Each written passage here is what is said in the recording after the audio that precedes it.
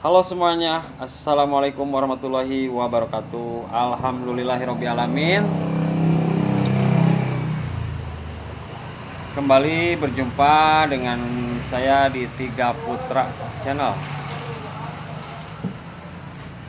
Oke teman-teman, kalau ngomongin masalah usaha ya, usaha jual beli beras ya,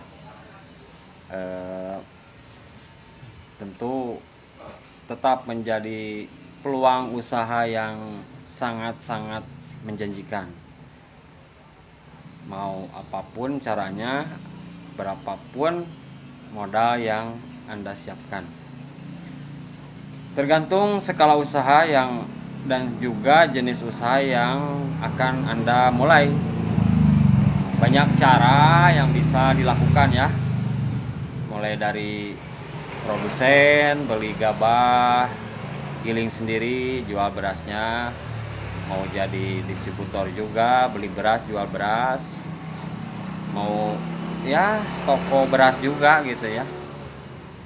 Sebetulnya banyak sekali cara gitu. Tapi ternyata masih banyak diantara teman-teman semua yang masih kebingungan harus memulai dari mana gitu ya. Oke, kembali akan saya coba jelaskan ya. Kali ini kaitannya dengan toko beras ya. Kayak ini ya. Apa yang harus Anda siapkan ketika Anda mau mencoba memulai usaha atau membuka usaha jual beras dengan cara membuka toko beras. Kembali akan saya coba bahas ya, karena masih banyak yang bertanya gitu ya. Jika kalian memerlukan informasi ini, silakan simak videonya sampai selesai. Bagi beberapa orang memulai usaha sendiri memang terkadang sulit untuk dilakukan ya. Begitupun ketika Anda akan memulai membuka usaha toko beras atau bisnis beras. Kebanyakan orang merasa kebingungan gitu, harus mulai dari mana gitu ya, tanpa adanya solusi yang konkret gitu. Kali ini kembali akan saya coba jelaskan persiapan-persiapan paling dasar yang harus dilakukan ketika Anda mau memulai membuka usaha toko beras ya, atau ya bisnis beras misalnya. Yang pertama, mulailah dengan niat gitu ya. Perlu kalian ketahui segala aktivitas yang kita lakukan ya, tujuannya untuk ibadah dan mencari keridoannya. Begitupun dengan berwirausaha. Jadi Anda harus meluruskan niat yang baik gitu ya, agar nanti hasilnya pun insya Allah baik gitu. Kemudian yang kedua, membulatkan tekad gitu ya. Tekad yang kuat merupakan salah satu bagian penting untuk meraih kesuksesan hidup. Dalam berwirausaha perlu membulatkan tekad yang kuat ya, untuk bisa memulai dan bergerak gitu. Jadi harus langsung dieksekusi gitu. Jika memiliki tekad yang kuat, maka akan mampu menghadapi segala rintangan ketika mengalami kegagalan. Jadi ya, ketika mengalami kegagalan, Anda akan segera bangkit. Dan jika Anda mendapatkan atau mengalami kesalahan, akan segera memperbaikinya demi hasil yang baik dan maksimal. Yang ketiga yang tak kalah pentingnya adalah modal ya. Modal memiliki peran yang sangat vital untuk kelangsungan usaha toko beras yang akan Anda jalani.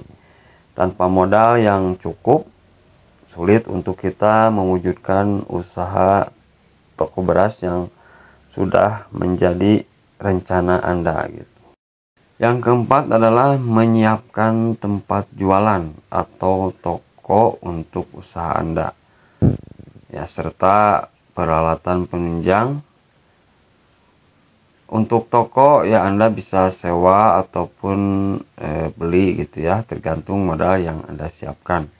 Atau jika Anda punya rumah pinggir jalan, ya Anda bisa memanfaatkan halaman rumah untuk dijadikan tempat usaha jual beras Anda. Usahakan harus strategis ya, seperti yang pernah saya bahas di video sebelumnya ya. Jadi lokasi usaha atau tempat usaha itu kalau bisa harus strategis gitu ya. Peralatannya adalah kayak bak penyimpanan ya untuk jual eceran, literan gitu ya jika mau jual eceran per liter, kemudian timbangan jika Anda hendak menjual eceran per kilo gitu ya, serta serokan dan sebagainya gitu ya. Dan jika kalian mau mengemas ulang atau menjual beras kemasan 5 kg atau 10 kg, ya Anda harus membeli mesin jahit karung gitu ya. Nanti ya jika Anda pengen mengemas ulang gitu ya. Yang kelima, mencari pemasok atau supplier gitu ya. Carilah pemasok atau supplier yang bertanggung jawab.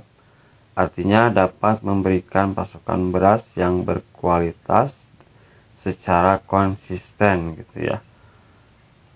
Usahakan jangan hanya satu pemasok gitu ya. Harus lebih dari satu. Jadi agar nanti jika yang satu stoknya gak ada, ya Anda bisa ke yang satunya lagi gitu ya. Nah, sering ada pertanyaan kemana hendak mencari supplier gitu ya. Jadi ya jika Anda ingin mencari atau mendapatkan supplier, ya Anda harus ke penggilingan padi ya. Jika di tempat Anda ada penggilingan padi, ya Anda bisa belanja ke sana.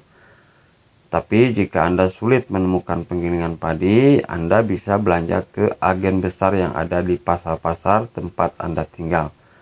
Saya yakin pasti tiap kota atau wilayah ada agen besar yang menawarkan beras untuk dijual lagi dengan harga dan jenis beras serta merek yang beragam gitu ya.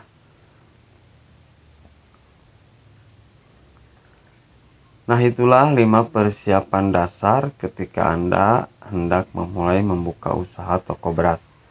Semoga ini bermanfaat.